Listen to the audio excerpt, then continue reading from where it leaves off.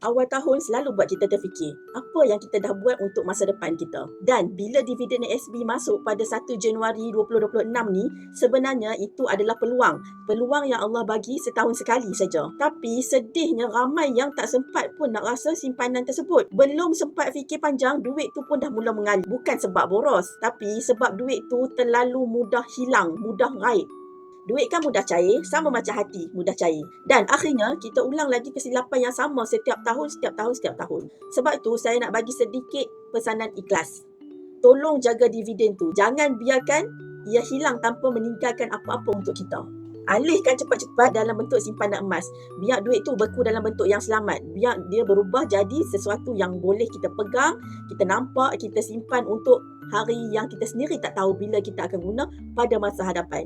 Emas ni dia tak janji kita kaya esok, tapi dia jaga kita dari bocor, dari menyesal, dari rasa kecewa bila tengok akaun kita kosong. Sedangkan kita dah kerja kuat bertahun-tahun. Dividen itulah hasil penat lelah kita. Jangan sia-siakan tuan-tuan. Tahun ini juga buat keputusan yang lebih sayangkan diri sendiri.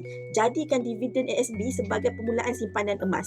Supaya satu hari nanti kita boleh tengok ke belakang dan berkata, Alhamdulillah, saya berjaya selamatkan dividen saya. Tak tahu nak letak dividen ASB dekat mana? Klik link di bio saya sekarang. Saya bimbing tuan-puan sebaik mungkin.